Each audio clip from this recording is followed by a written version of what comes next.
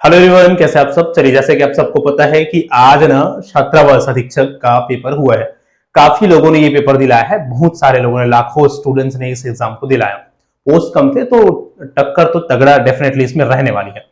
इस वीडियो में अगर आप आए तो डेफिनेटली हो सकता है आपने इस एग्जाम को दिलाया होगा, या तो ये देखने के कि क्वेश्चन कहते थे। तो फिलहाल तो इसमें हम हिंदी और इंग्लिश के क्वेश्चन देखेंगे, ठीक है। उसके आंसर देखने वाले हैं। दिलाए हैं तो भी अच्छी बात है, नहीं दिलाए फिर भी एक बार देख लीजिए कि किस क्या क्या आंसर होंगे इन क्वेश्चन का, कौन से लेवल का क्वेश्चन पूछा गया था। वैसे तो थोड़ा सा इजी लेवल थे क्वेश्चन के। इजी लेवल रहेगा तो कट ऑफ ज्यादा जाएगी भी, तो कट ऑफ क्या हो सकती है, कितने नंबर में सिलेक्शन हो सकता है, डिस्कस करने की कोशिश करेंगे आगे। तो फिलहाल देख लेते हैं कौन कौन से क्वेश्चन थे। हिंदी के क्वेश्चन के पहले देखेंगे, हिंदी के आंसर देख लेते हैं। इसके बाद चलेंगे अंग्रेजी में। अंग्रेजी के जो क्वेश्चन होते हैं ना, डेफिनेटली कंफ्यूजिंग तो होते हैं, है ना। तो ये भी देखना जरूरी होता है कि व्यापम कैसे क्वेश्चन पूछे, क्योंकि आने वाले समय में हमको व्यापम के एग्जाम्स कई सारे दिलाने हैं ना। देखो हिंदी देख लो, हिंदी में क्या क्या पूछा गया था एक बार, फिर चलेंगे इंग्लिश में। तो जैसा कि ये फर्स्ट क्वेश्चन आपको दिख रहा है, मुहावरा वाला क्वेश्चन पूछा गया था। मुहावरा से संबंधित एक क्वेश्चन थे, 9 दिन चले अढ़ाई कोस। 9 दिन चले अढ़ाई कोस। अब इसका मतलब क्या है भाई? 9 दिन चले अढ़ाई कोस का मतलब होता है काम करने का दिखावा करना, स्लो काम करना, धीमे काम करना, लेकिन दिखावा करना कि ज्यादा काम कर रहे हैं, ठीक है। तो चार ऑप्शन आप लोगों को दिख रहा होगा, एक तो तेजी से काम करना, एक तो धीमे काम करना, और एक हो जाएगा आपका सुस्ती से काम करना, और एक है 9 दिन में एक कार्य करना। तो कौन सा ऑप्शन सही होगा? तो यहां पर देखिए कई लोगों को कंफ्यूजन हो सकता है, कुछ लोगों ने ये वाला ऑप्शन डाला होगा, धीमी गति से चलना, लेकिन यहां पर सही आंसर होगा, याद रखिएगा, सुस्ती से कार्य करना। क्या? सुस्ती से कार्य करना इसका करेक्ट ऑप्शन हो जाएगा, ऑप्शन नंबर सी, ठीक है। चलो नेक्स्ट क्वेश्चन में चलते हैं। क्वेश्चन नंबर 32 देखिए, आप अपने सेट के हिसाब से आई होप मिला के देख लेंगे, है ना, ठीक है। हिंदी व्याकरण के अंतर्गत यौगिक शब्द क्या है? यौगिक शब्द, तो यौगिक शब्द आई होप आपने पढ़ा होगा भाई। यौगिक शब्द किसे बोलते हैं? ऐसे शब्द जो दो या दो से अधिक अलग शब्दों से मिलकर एक सिंगल वर्ड बनते हैं और अलग मीनिंग को शो करते हैं, है ना। दो या दो से अधिक शब्दों से, जैसे क्या होता है, रेल और गाड़ी मिलकर रेल गाड़ी हो जाते हैं। नाम से क्लियर है, यौगिक, यौगिक मिला जुला है कि नहीं। चलो तो देख लेते हैं। तो डेफिनेशन को पूछा गया बस इसमें, ये तो इजी क्वेश्चन था काफी। पहले बोला गया है कि भाई दो या दो से अधिक शब्दों को एक साथ जोड़कर नया अर्थ देने वाले शब्दों को यौगिक बोलते हैं, जो कि सही बात है। और दूसरे में बोला गया है दो वर्णों को यौगिक बोला जाता है। तो वर्ण तो मतलब तो संधि होता है क्या, है ना। वर्णों के योग को तो संधि बोलते हैं। संधि और समास वाले किस्सा में भी यही होता है ना, लगभग लगभग। समास में भी वही होता है, दो या दो से अधिक शब्दों के मेल से जो नया शब्द बने, या उसको हम समास के रूप में देखते हैं। लेकिन फिलहाल बात हुई है यौगिक शब्दों का, तो ऊपर वाला डेफिनेशन सही है, नीचे वाला डेफिनेशन गलत है। ऊपर वाला सही, नीचे वाला गलत। तो देखो कौन सा गलत कौन सा सही होगा। गलत ए एस गलत है, और इसको गलत बोला गया, तो ये तो नहीं आएगा भाई, ऊपर वाला सही है। ए एस सही है और आर भी सही है, नहीं ये गलत हो गया, ये भी आर गलत है। यहाँ पर ए एस सही है, किंतु आर का एस का सही स्पष्टीकरण नहीं है, ये सही ऑप्शन हो सकता है। ए एस और आर दोनों गलत है, नहीं। तो ऑप्शन नंबर सी यहाँ पर सही हो रहा है, देख लीजिए ना, ऑप्शन नंबर सी यहाँ पर सही हो जा रहा है कि ये सही है, ये गलत है भाई। चलो 33 में चलने वाले हैं। 33 को देख लीजिए क्या पूछा गया था। सॉरी 33 इधर है, फिर 35 है वो ना। 33 वाला क्वेश्चन था ये, एक संज्ञा सर्वनाम से संबंधित क्वेश्चन थे। इजी था ये भी, है ना। संज्ञा सर्वनाम आप सभी को आता है। संज्ञा क्या मतलब? नाम, नाम ये हो जाएगा, सर्वनाम ये हो जाएगा, विशेषण ये हो जाएगा, और क्रिया ये हो जाएगा, है ना। तो क्या है? पहला, तीसरा, चौथा और दूसरा। पहला, तीसरा, चौथा, दूसरा। पहला, तीसरा, चौथा, दूसरा। ऑप्शन नंबर बी में दिख रहा है, ऑप्शन नंबर बी में। तो इसका सही आंसर क्या हो जाएगा? ऑप्शन नंबर बी हो जाएंगे। चलिए अगला चलते हैं, क्वेश्चन नंबर 34 को देख लीजिए। क्वेश्चन नंबर 34 में क्या पूछे थे, इसके बाद इंग्लिश डिस्कस करने वाले हैं, आगे बने रहिए। ये देख लीजिए, दिए गए गुण सही विकल्प चुनो। तो सही विकल्प क्या है? यहाँ भी योग, अच्छा, शब्दों के प्रकार पूछा गया, तत्सम, तद्भव, देशज, विशेष, विदेशज, यौगिक, है ना, अलग अलग शब्द होते हैं। तो यहाँ पर पूछा गया, देखो यौगिक शब्द किसको बोलेंगे भाई? देखो खिचड़ी ना एक यौगिक शब्द नहीं, बल्कि खिचड़ी एक तत्भव शब्द, नहीं सॉरी, संस्कृत से लिया हुआ एक शब्द है ना। संस्कृत का एक शब्द है जो तो यौगिक तो नहीं है वो, है ना। क्या नहीं है? यौगिक नहीं है। आई थिंक ये तद्भव या तो तत्सम शब्द हो सकता है। क्या हो सकता है? तत्सम। तत्सम किसको बोलते हैं? जो किसी लैंग्वेज से सीधा सीधा अभी तक यूज हो रहा है, उसमें किसी तरह का बदलाव या किसी तरह के परिवर्तन नहीं हुए हैं, उसको तत्सम बोला जाता है। नाम से ना, तत्सम, सम उसी के समान। और तद्भव क्या होता है? समय के साथ ना थोड़े बहुत परिवर्तन आ जाते हैं। देखो किसी भी लैंग्वेज में ना, समय के साथ किसी भी बहुत सारे वर्ड्स में सुविधा को देखते हैं, है ना, कन्वीनियंस को देखते हैं, सुविधा के हिसाब से शब्दों में परिवर्तन कर देते हैं, तो तत्भव हो जाता है, ठीक। तो आई थिंक ये तत्सम शब्द होगा संस्कृत का शब्द, तो यौगिक तो नहीं है, ठीक है, तो ये गलत है भाई। दूसरा, स्वर संधि विद्याधन आला विद्यालय दीर्घ दीर्घ गुण नहीं, दीर्घ स्वर संधि है ना, दीर्घ गुण वृद्धि यड़ अयादि ऐसे अलग अलग क्या होता है, बंटवारा होता है स्वर संधि का, है ना। दीर्घ स्वर संधि क्या होता है, सवर्णों का मिलके को दीर्घ स्वर संधि बोलते हैं ना, सवर्ण। तो विद्याधर आलय में आ और आ के मेल से बनता है ना, तो ये तो सही बात है भाई। दूसरा, देशज अगर हम देखें तो पशु प्रेमी देशज, पशु प्रेमी देशज नहीं, ये देशज नहीं, इसको तो यौगिक होनी चाहिए, है कि नहीं, यौगिक या योग रूढ़ इस तरह के शब्द होने चाहिए, देशज नहीं, तो ये हो जाएगा गलत। तत्भव, तत्भव, तत्भव मतलब क्या, जो बदला हुआ है, तो भीख न तत्सम है, भीख क्या है, तत्सम है, तत्सम, ठीक है। और तत्भव क्या है, नहीं नहीं सॉरी, भीख, हाँ भीख तद, भिक्षा तत्सम है और भीख तद्भव है, हाँ तो सही है ये, तो फिर है ना, क्या है, ये बिल्कुल सही है। भीख एक तद्भव शब्द है और इसका तत्सम शब्द क्या था, भिक्षा था, ठीक है, जो अब भीख हो गया तो तद्भव, तो ये हो जाएगा सही, है ना, ये क्या हो जाएगा सही।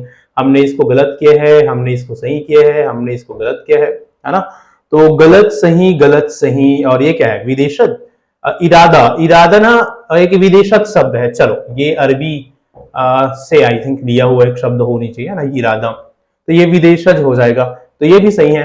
तो गलत सही गलत सही सही, गलत सही गलत सही सही, ऑप्शन नंबर 2 में दिख रहा होगा आप लोगों को, है ना, गलत सही सही, है ना, तो ये तो यही हो जाएगा, ऑप्शन नंबर बी आ जाएगा हमारा आंसर। इधर तो सही है। देखो इस तरह के ऐसे जो क्वेश्चंस आते हैं उसमें ना आप बड़ी आसानी से अपना आंसर ढूंढ सकते हैं। कैसे, अगर आपको एक दो पता होगा ना तो मिला के देखो ना भाई, जैसे आपको स्वर, ये तो पता होगा ज्यादातर लोगों को, स्वर संधि में को विद्यालय, तो दूसरा है ना, इसको सही, ये सही कहां पर है, दूसरा सही इधर था, यहाँ गलत था, यहाँ गलत था, तो देखो आपको, आपके लिए कितना आसान कर दिया एक क्वेश्चन, आपको 2 ऑप्शन को डिलीट कर दिया नीचे के, विद्याधन आलय स्वर संधि होता है, ज्यादातर लोगों को पता होता है कि नहीं, तो तीसरा ऑप्शन नंबर सी और डी तो ऐसे ही कट गया। अब 2 ऑप्शन बचते हैं, 50-50 वाला मुद्दा हो गया आपके लिए, एक क्वेश्चन अगर आप और जान लेते हैं तो आपका काम बन जाएगा, है कि नहीं। तो ये इजी इस तरह से समझना होता है, इस तरह से बनाने होते हैं किसी भी पेपर में, कोई भी पेपर, कोई भी सब्जेक्ट के जो ऐसे कूट वाले क्वेश्चंस होते हैं, देखिए ऐसा जो क्वेश्चन होता है असर्शन या रीजन बेस्ड जो क्वेश्चन हो गए, कूट वाले क्वेश्चन हो गए, सॉल्व करना इजी होता है, उसको इजी इसलिए होता है, वैसे तो कॉम्प्लेक्स लगता है, वैसे तो कॉम्प्लिकेटेड लगता है, लेकिन होता ये इजी है, ठीक है, याद रखिएगा। तो ये हो जाएगा ऑप्शन नंबर बी इसका सही आंसर। चलो अगला नेक्स्ट चलते हैं, क्वेश्चन नंबर 35 में चलेंगे। क्वेश्चन नंबर 35 ना एक शुद्ध वाक्य पूछा गया था, है ना, सही वाक्य चुनिए या शुद्ध वाक्य चुनिए। क्या क्या है भाई, वह लड़का पीटता है और मैंने सारी पुस्तकें पढ़ डाली, मैं शीतल जल पिया, वह बस पर यात्रा कर रहे हैं। तो देखो अगर हम वह लड़का पीटता है, ठीक है, ये थोड़ा थोड़ा ठीक लग रहा है, बाकी आगे भी देख लेते हैं। मैंने सारी पुस्तक पढ़ डाली, तो मैंने सारी पुस्तक पढ़ डाली, सॉरी मैंने सारी पुस्तकें पढ़ डाली, ठीक है, तो ये यहां पर थोड़ा सा मजा नहीं आ रहा, तो सही नहीं लग रहा मुझे। मैंने शीतल जल पिया, मैंने शीतल जल, मैंने होना चाहिए था वैसा, मैं शीतल जल पिया हो गया तो गलत हो जाएगा। वह बस पर यात्रा कर रहे हैं, वह बस पर यात्रा कर रहे हैं, बस पर ये यहां पर सही नहीं लग रहा है, ठीक है। तो ये बाकी तीनों में तो कुछ कुछ गलत चीजें दिख रही है, तो ये सही होना चाहिए, फिर वह लड़का पीटता है ना, वह लड़का पीटता है, ऑप्शन नंबर ए। बाकी देखते हैं इसका क्या आंसर लेते हैं आप, ठीक है। चलो चलिए आगे बढ़ते हैं अब इंग्लिश की ओर, और ज्यादातर लोग इंग्लिश के आंसर देखना चाह रहे थे आई थिंक, है ना। देखते हैं इंग्लिश के क्या क्या क्वेश्चन थे, 5 ही क्वेश्चन तो पूछे थे, हिंदी के 5 क्वेश्चन और इंग्लिश के 5 क्वेश्चन, तो इसका ज्यादा वेटेज तो नहीं था, ज्यादा वेटेज किसके थे, कंप्यूटर के थे, गणित के थे, है ना। देखो इंग्लिश में क्या थे, select the most appropriate synonyms of the given words, synonyms पूछना बताना है आपको, सिनोनिम्स बताना है, इसको विशेष कर ध्यान में रखते जाइए, है ना। हॉस्पिटैलिटी, हॉस्पिटैलिटी, हॉस्पिटैलिटी, अब देखो एंटोनिम्स और सिनोनिम्स का क्वेश्चन को अगर आपको सही करना है तो ये थोड़ा सा क्या हो जाता है, कॉम्प्लिकेटेड हो जाते हैं, है ना। क्यों कॉम्प्लिकेटेड हो जाते हैं, क्योंकि हमको ना मीनिंग पता होनी चाहिए भाई, हमको पहली बात तो इसका मीनिंग मतलब पता होना चाहिए, किसका जो पूछा गया है वर्ड उसका मीनिंग पता है, तो थोड़ा बहुत कोशिश करेंगे फिर इनके भी मीनिंग जानने का। यहाँ भी एक आध दो का एटलीस्ट मीनिंग हमको समझ में आनी चाहिए, तो हम कोशिश करेंगे कि सही आंसर लगाने का, ठीक है। तो हॉस्पिटैलिटी मतलब आई थिंक आई होप आप जानते होंगे, थोड़ा सा इजी था। हॉस्पिटैलिटी का मतलब होता है थोड़ा सा आदर सत्कार करना किसी का, कोई हमारे पास आ रहे हैं, है ना, तो थोड़ा सा उसको वैल्यू देना, उनका आदर करना, ठीक है, स्वागत करना, इस तरह से हॉस्पिटैलिटी, ठीक। तो अब इसके ऑप्शन की ओर अगर आप चलेंगे, ठीक है, अगर आप चलेंगे इसके ऑप्शन की ओर तो इनके क्या क्या ऑप्शन हो सकते हैं आप ध्यान में रखिएगा। ऑडिसिटी है, इंसोलेंस है, और जनरसिटी है, और इंडेंसेंसी है। ठीक है, तो ऑडिसिटी का मतलब तो होता है कुछ हम क्या बोल सकते हैं, दुस्साहस करना, कुछ चीज करने का।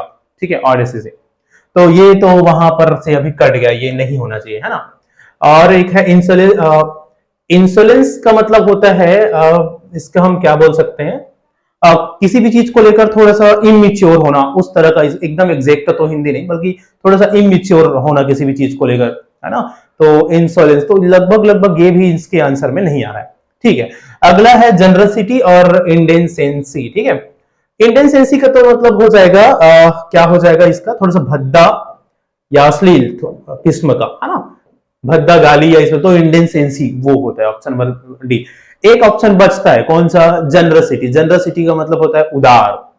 उदार मतलब क्या समझ रहे हैं, उदार मतलब थोड़ा सा ऐसा प्रवृत्ति का जो चलो ठीक है वाला, है ना, किसी को थोड़ा सा अच्छे से रिस्पेक्ट दे दे, या किसी भी चीज में किसी का स्वागत कर, उदार प्रवृत्ति के लोग, है ना, आप आई होप आप जानते हैं। तो इसके हिसाब से ना जनरसिटी एकमात्र ऐसा ऑप्शन बच रहा है जो इनके सिनोनिम्स हो जाएगा। ठीक है, तो हॉस्पिटैलिटी का सही आंसर आप लिख लो, ऑप्शन नंबर सी होगा, जनरसिटी। ठीक है भाई, चलो आगे बढ़ते हैं। क्वेश्चन नंबर 37 को देखो। सुधीर रिस्पेक्ट द टीचर, एक सुधीर रिस्पेक्ट द टीचर, एक सेंटेंस दिया गया है, सुधीर रिस्पेक्ट द टीचर, ये वाला ये सेंटेंस है। अब इस सेंटेंस के बारे में दो बातें। पहला, एक असर्शन है इसका, the teacher is respected by Sudhir, the teacher is respected by Sudhir. तो ये एक्टिव वॉइस में था और इसको पेजी वॉइस में ला दिया है, एक्टिव वॉइस से पेजी वॉइस में ला दिया है। दूसरा रीजन अब दिया गया है, the active voice object the teacher, ये द टीचर जो ऑब्जेक्ट था, सॉरी ये वाला, हैज बिकम द पेजी सब्जेक्ट, ये पेजी में सब्जेक्ट बन गया, ये सब्जेक्ट बन गया है। सही बात तो है कि नहीं। यहाँ पर जो रीजन है वो भी सही है भाई, एक्टिव वॉइस में जो द टीचर था उसको पेजी वॉइस में सब्जेक्ट बना दिया। ऐसी तो होता है क्या, एक्टिव वॉइस पेजी वॉइस में सब्जेक्ट ऑब्जेक्ट की जगह ले लेते हैं, ऑब्जेक्ट बन जाते हैं, ऑब्जेक्ट सब्जेक्ट बन जाते हैं। तो दोनों बातें सही हैं, दोनों असर्शन और रीजन दोनों सही हैं यहाँ पर, है कि नहीं। तो कौन सा ऑप्शन आएगा भी बताओ। ऑप्शन नंबर आ जाएगा both are true and is correct explanation. Option number पहला ही है ना, दोनों सही है और इसका करेक्ट एक्सप्लेनेशन है।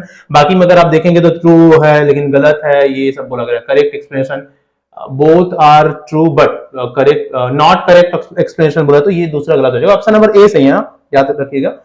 ठीक है, ऑप्शन नंबर ए सही है इसका। चलो नेक्स्ट क्वेश्चन देखते हैं। ये तो हो गया 37, अब चलेंगे 38 में। he has not read anything blank Tuesday।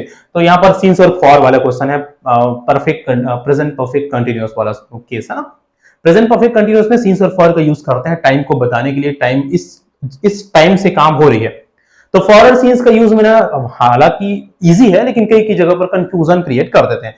तो ज्यादा कंफ्यूजन आप लोगों को इन फ्यूचर ना हो इसके लिए याद रखिएगा, फॉर का यूज ना कहां पर होता है। फॉर का यूज आप याद रखिए जो डिजिट वाले टाइम आएंगे, है ना।